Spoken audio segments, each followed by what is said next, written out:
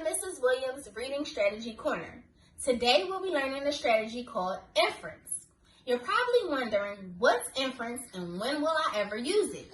You're going to use it in this next lesson with Miss Elijah. Let's refer to our anchor chart. Inference. Authors don't always tell their readers everything. They rely on the reader to use inferential thinking to understand everything going on in the story. You're probably still sitting there wondering, what is inference? Well, it's two things. It's clues from the story, and it's your background knowledge, what you already know. So, what I'm going to do is give you an example of how to use inference after reading a passage. My heart started to race as I stared down at the broken pieces. How will I be able to explain this when Mom gets home? I thought to myself. Well, I'm going to use clues from the text and my brain to think about the answer to this question. And the question is, who is the character and how do I know? So, the character is a kid. How do I know this? From the story it says, how will I be able to explain this when Mom gets home? So, if there's a mom, then he's a kid.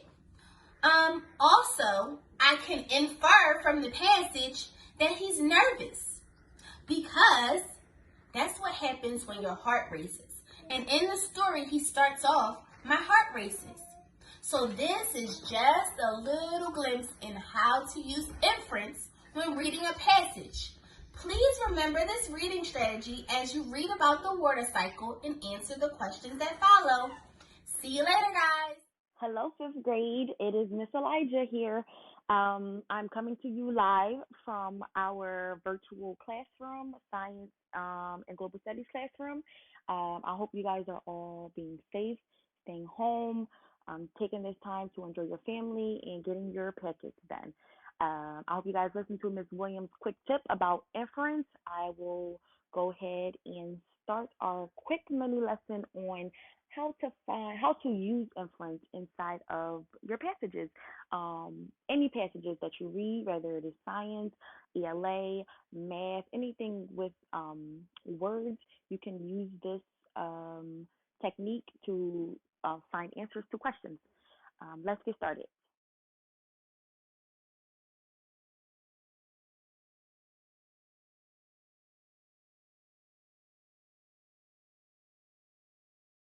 I will give you guys a couple of seconds to go get your packets and turn to that story that I just referred to. Perfect. Now that we're all here with our passages and stories ready to go, I will get started. Now, just as if we were in our classroom, we will not read the passages together. We will read them independently. But what is one thing that we should all do before we start to read? Yes, read the questions first. Before you read anything, whether it is science, um, whatever it is in a packet, just make sure that you read the questions first. So when you do get started on reading, you already know what you're looking for.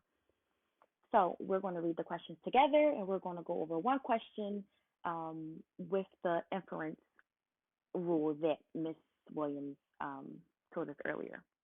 Number 4 reads, in I Saw the Golden Spike, what does the text box help readers understand? Question number 5 reads, which detail from I Saw the Golden Spikes supports the author point that the driving of the Golden Spike on May 10th, 1869 was a celebrated event? As you read this, you are going to use inference from the passage to say, okay, that means a celebration was going on. I'm going to read the questions for you. A, they had a grading contract with the Central Pacific, and their camp was near Blue Creek. Does that sound like a celebration is happening? B, but the two companies had settled on Promontory as the meeting place some days prior to the actual meeting. C, but the Union Pacific planned to lay their iron as far as the Humboldt Wells in Nevada and had some of their grade completed that far west. D. Then the engineers shook hands and their pictures taken, and each broke a bottle on the pilot of the other's engine and had their pictures taken again. Does this sound like a celebration happening? What could I infer? I want you to use this strategy as you try to answer these questions. Take this time to go back, read the passage, and as you're reading, look for the answers to these questions that we just read. It's also helpful, again, to use a highlighter if you have one, or if you don't have one, just use a pencil or a pen to underline the answers as you see them. Also, for number 5, if you notice, all of the questions are quoted, meaning these specific answers are in the text. As you read through the text, look at these answers and maybe see if, okay, is that inferring that is a celebration happening, and play it back and forth like that. I hope this helps, and I'm looking forward to seeing you guys soon. And that is it with your Virtual Science ELA Global Studies classroom. See you guys later.